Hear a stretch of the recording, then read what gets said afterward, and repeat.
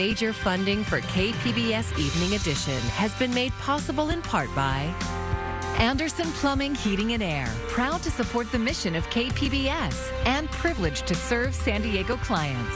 Anderson Plumbing, Heating and Air, helping homeowners maintain drain, heating, and cooling systems since 1978.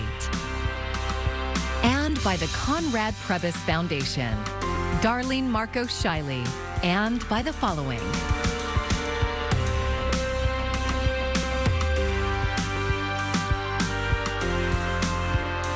By viewers like you. Thank you.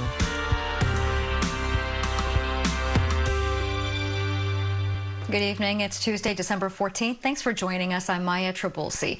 As predicted, cold, gloomy, windy, and wet weather hitting San Diego County. Here's a look at the scene this afternoon in Leucadia, where the wind was picking up. This is expected to be our most significant storm in a while, and with drought conditions up and down our state, we will take it. John Carroll shows us more of this stormy day in San Diego. When the rubber meets the road and there's a lot of rain on the road, things like this can happen. Just one of many spinouts across the county today. Rescue crews cutting through the roof to get the driver out. It is insane. It is a torrential downpour. Torrential rains, high winds. The official start of winter may still be a week away, but you can check the box for our first wintry storm of the season. This particular storm that we're getting in Southern California has all the ingredients we look for. Treacherous driving conditions aside, National Weather Service meteorologist Alex Tardy says this is just what the meteorological doctor ordered, even with the strong winds. The wind really drives the precipitation out of it, especially on the mountain slopes. Tardy says we'll see anywhere from a dusting of snow in Julian to several inches in the county's highest terrain. Welcome moisture all around. But following a November with no rain, how much will this storm help? We should be close to 3 inches. So this rain, let's say we get 1.25 inches in San Diego, this rain will put us close to average. Average precip in December is 2 inches, so with another 2 weeks to go, we could get there. But for now, the trees and the birds seem to be singing a song of relief, even as the humans below struggle to make it through the first big storm of the season. And that was John Carroll reporting. Here's another look at some of the rain video coming in from our KPBS crews out and about today. You can see the rain coming down heavy at times in downtown's East Village. We will have our full weather forecast coming up a bit later.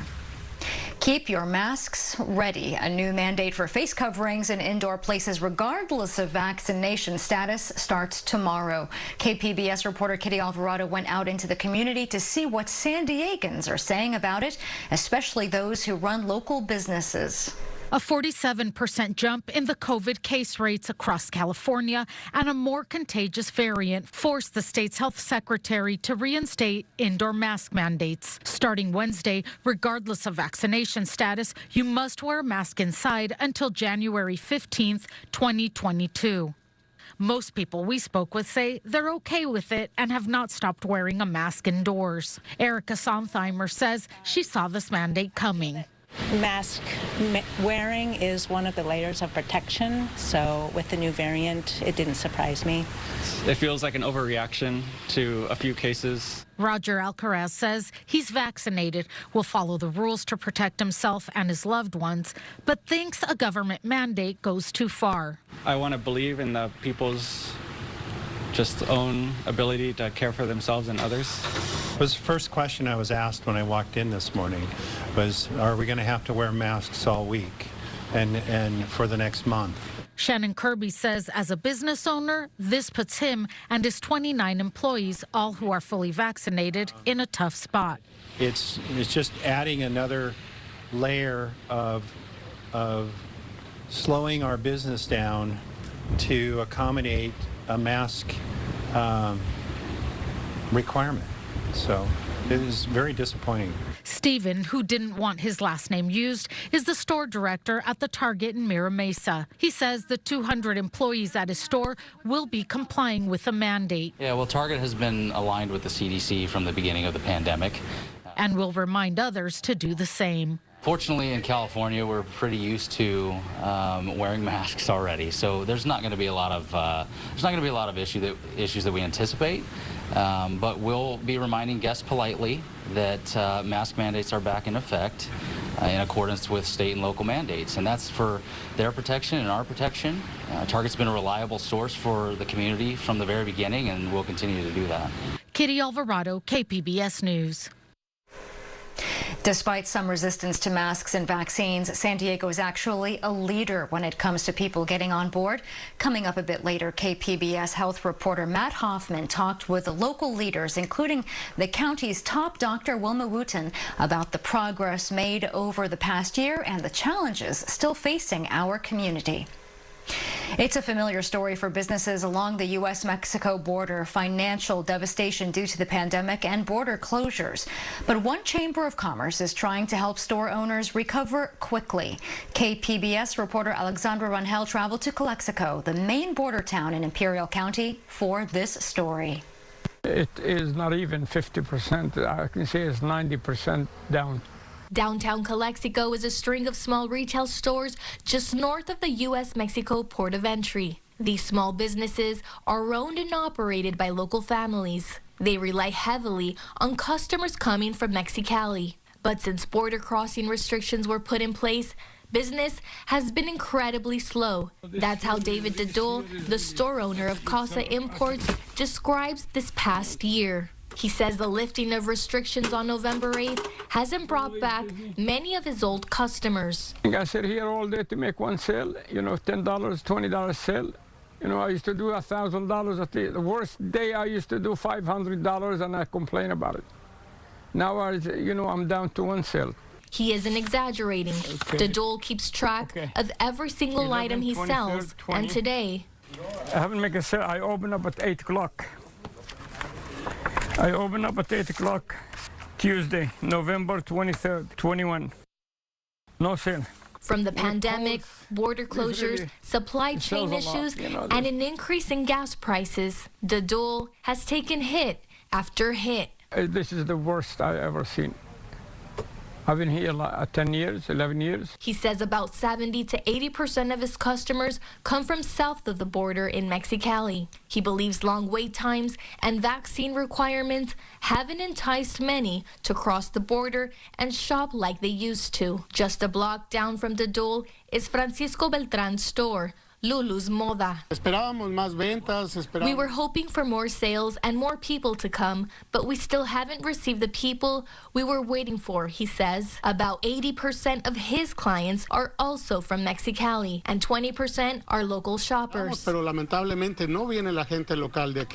Regrettably, locals don't shop here. The people who come here are people from Mexicali. We make a living from the people in Mexicali, Beltran says. Walking through the streets of downtown Calexico, you see stores that have gone out of business during the pandemic. You would see empty parking lots often, and it's just heartbreaking that those are businesses. Those are people that own those that are trying to be successful. Barry Smith Bean is the vice president of the new Imperial Valley Regional Chamber of Commerce in El Centro. The chamber opened in September, but has been in the works for nearly 2 years. The regional chamber combined the El Centro, Imperial, and Westmoreland chambers of commerce. United as one, Bean says they'll be able to make a bigger impact in Imperial County, and they're hoping to reach neighboring cities like Calexico. Now more than ever, the businesses just need our support. Calexico's Chamber of Commerce closed down during the pandemic, leaving Calexico businesses to fend for themselves and find outside help. We want to really launch, coming into this new year of 2022 with the Chamber, we want to launch some of those initiatives where we're able to work with the businesses and say, show us what you're currently doing and let us help you evolve. Let us help you find ways that you can reach more people. The regional chamber represents about 300 businesses in the county, although some business owners like Dedul and Beltran haven't seen an uptick like they wanted. Bean says overall there has been an increase of traffic flow coming into the county, and as some businesses have closed, others have thrived. There's been success stories as well through this pandemic, and I think the biggest thing that we can do is we have to support our local businesses. According to the National Retail Federation, sales are still down compared to pre-pandemic levels, but stores saw an increase in foot traffic compared to last year. During Thanksgiving week, Beltran didn't see many customers. But he says he remains hopeful that things will pick up during the holiday season. Alexandra Rangel, KPBS News. And this story was made possible with support from the Economic Hardship Reporting Project. Yet another setback in San Diego's push to transform the Midway district. Last year, voters approved a ballot measure that would have allowed developers to build higher than the current 30-foot limit. But today, a local Superior Court judge finalized a ruling that states the city jumped the gun by putting the measure on the ballot before an environmental review. The city owns much of the land in the area and wants a major renovation that could include a new sports arena. It's currently fielding a new round of proposals after being ordered to restart that part of the process.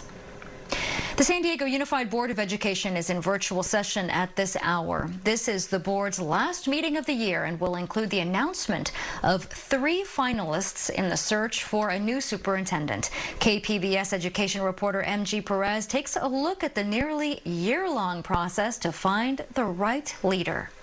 There are almost 120,000 students in the San Diego Unified School District. A few of them were handpicked to help promote the superintendent job opening. We are searching for a superintendent who will ensure that our schools will continue to be a place of excitement and happiness. These students also say they want encouragement in academic excellence and safety and inclusion, too. But it's the adults who will make the ultimate decision.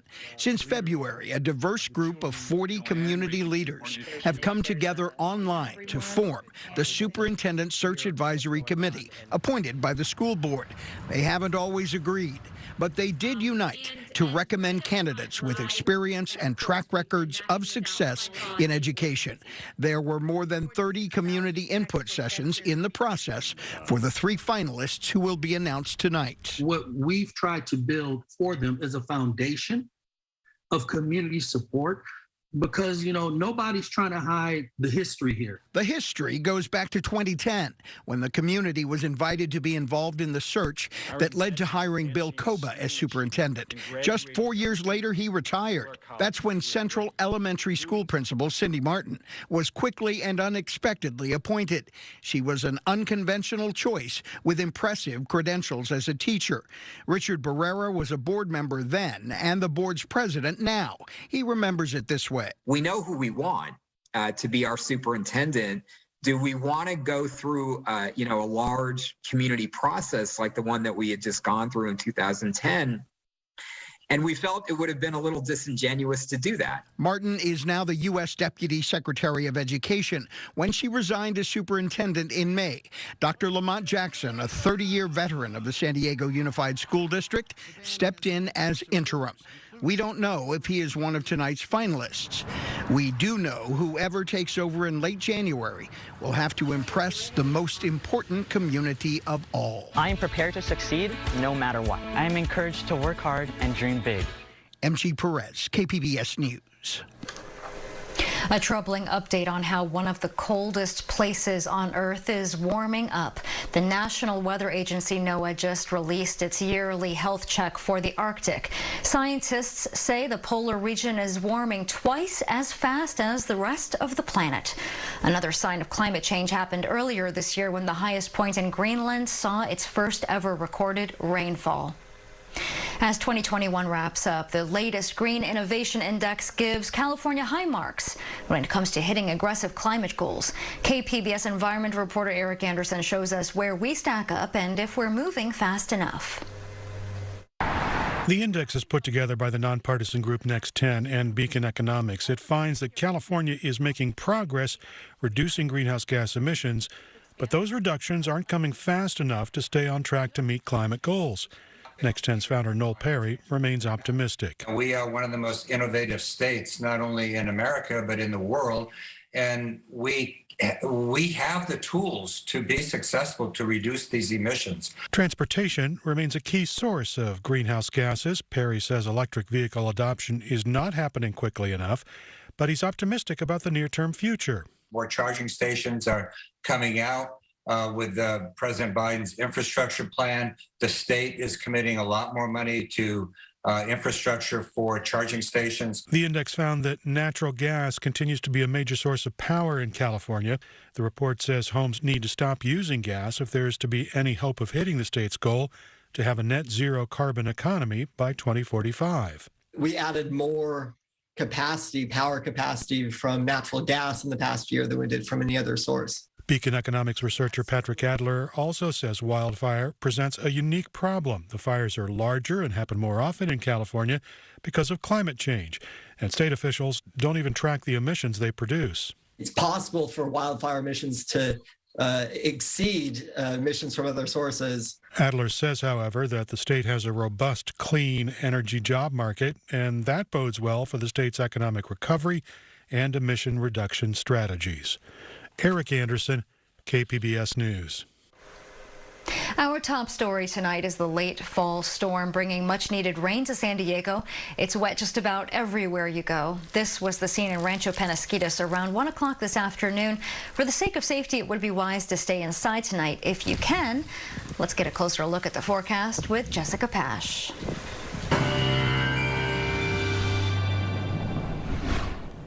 The winds are going to be subsiding here later tonight, calming down, especially as we go throughout the day tomorrow.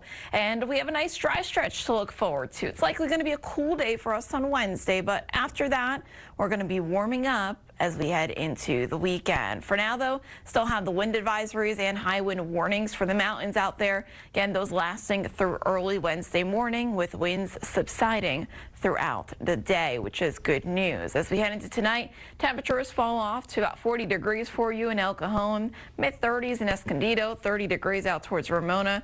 Perhaps still passing a shower or two possible overnight, but for the most part, that rain should be exiting the region. Heading into the day on Wednesday, again, cool pool of air sitting here through central and southern parts of California, but it's going to be brief. We're going to be warming things up over the next couple of days. Again, the trend is our friend. Temps in the upper 50s for you in Oceanside, 60 out towards Borrego Springs, 40 degrees in Mount Laguna, El Cajon getting up to 56. Thursday, we're watching as another piece of energy is going to be diving southward. Not quite as impressive as this last one, and it really doesn't look to get down into San Diego. Los Angeles may get a little bit of shower activity out of this, but it really doesn't look to get as far south this time. As we look ahead to Thursday, temperatures are going to be already on the rise here. We're going to get back up into the 60s for you near the coast, and we'll keep the low 60s as we head into Friday, Saturday, and Sunday. Further inland, temperatures go from the mid-50s up into the mid-60s this weekend, so nice warm up there.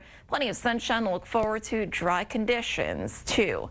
In the mountains, temperatures are really not looking to change a whole lot. In fact, we could drop into the upper 30s for highs on Friday, but after that, we'll get back up into the low to mid-40s for Saturday and heading into Sunday. And in the deserts, temperatures are sitting in the low to mid-60s over the next several days with plenty of sunshine to look forward to. For KPBS News, I'm meteorologist Jessica Pash. I'm Judy Woodruff. Tonight on the NewsHour, how families and businesses are beginning to pick up the pieces after last weekend's string of deadly tornadoes. That's coming up at 7 after Evening Edition on KPBS. More than a year later, the death of a local inmate is still a source of controversy. iNewsSource investigative reporter Jill Castellano gives us an update on a case that raises questions about the way COVID is handled in our jails. Mark Armendo's family has insisted the 34-year-old contracted COVID-19 in county jail, leading to his death. The sheriff's department has denied those claims, saying Armendo did not contract the virus while in custody.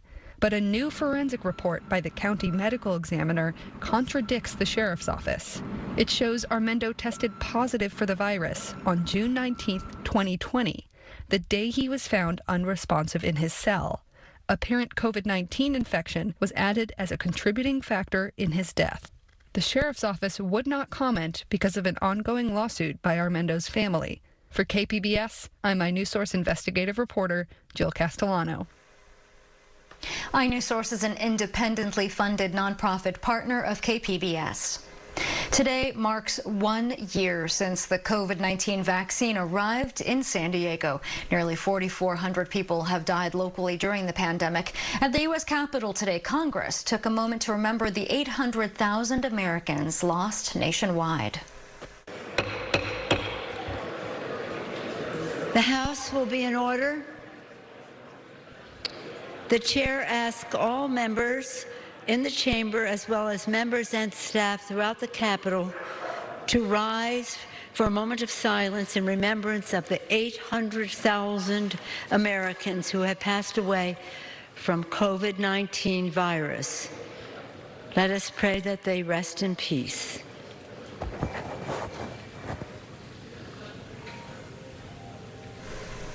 During the holidays, COVID-19 cases are expected to increase, but with millions vaccinated, this is a different winter than it was a year ago. KPBS health reporter Matt Hoffman sat down with the county officials leading our pandemic response to see where we are and what else is on their radar.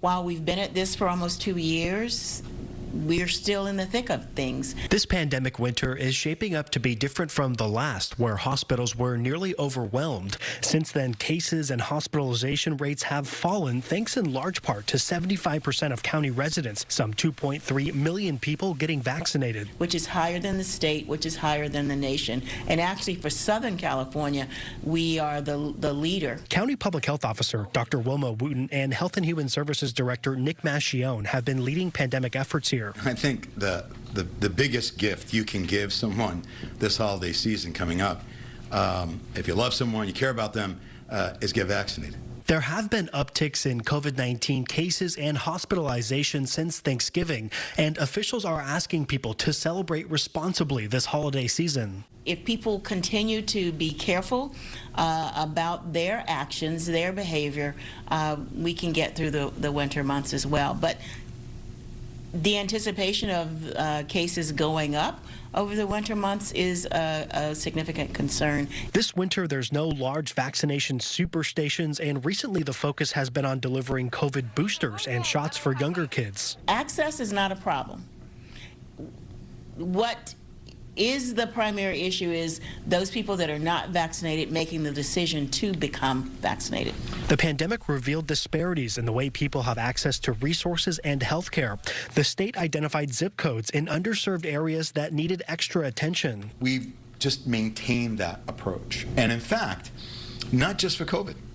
This is the work that's informing in what we're doing even more broadly, be it for homeless, be it for mental health, be it for housing, be it for children and families in need. With the help of a new board of supervisors, the county has been investing millions in homeless resources. At existing shelters, staff provide mental health services, public health nurses, and work to connect people to assistance programs. Now officials are looking to open their own shelter in the East County and some in partnership with other cities. It's about sanitation. It's about providing people with the elements of daily living that we all expect and actually deserve. Health officials say the drug crisis is almost equally a pandemic. They report that 1 in 13 San Diegans have a substance abuse disorder and say more resources are desperately needed. We have built the most wonderful hospitals and clinics and then maybe public health, right? We're catching up on infrastructure.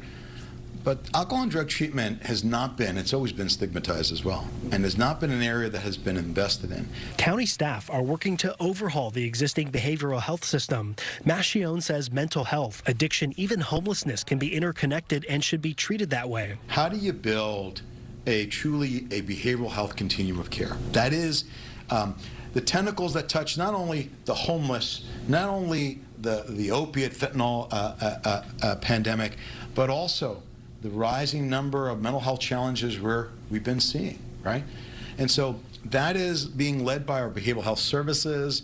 It is a massive undertaking. It's not just bricks and mortars and assessment centers. Another focus for health officials are aging San Diegans. We're not going to be quite the new Miami or Florida, but let me give you an idea. You know, in 2010, we had about 600,000+ San Diegans 60 and older. By 2030, it'll be pushing about 850,000. That's a significant increase. That's one of the fastest growing age groups. The county wants to make sure they are prepared, and that means more investments in elderly care and some good news for prevention efforts. After historically being underfunded, public health departments should be getting a boost from the next state budget. Don't know how much that will be, but that's what we're hearing will happen, and I think that it will go a long way in helping to shore up the infrastructure. Wooten says a priority will be updating IT systems to make sure public health efforts are as efficient as possible. Matt Hoffman, KPBS News.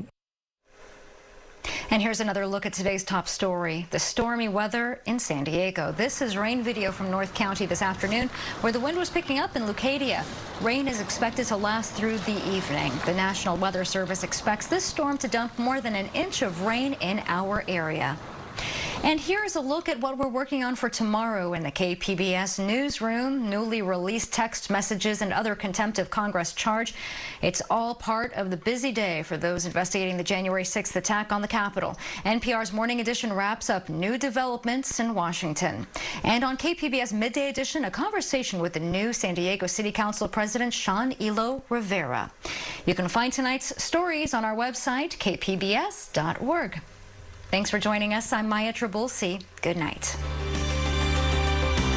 Major funding for KPBS Evening Edition has been made possible in part by Anderson Plumbing, Heating and Air, proud to support the mission of KPBS and privileged to serve San Diego clients. Anderson Plumbing, Heating and Air, helping homeowners maintain drain, heating, and cooling systems since 1978. And by the Conrad Prebys Foundation. Darlene Marco Shiley, and by the following.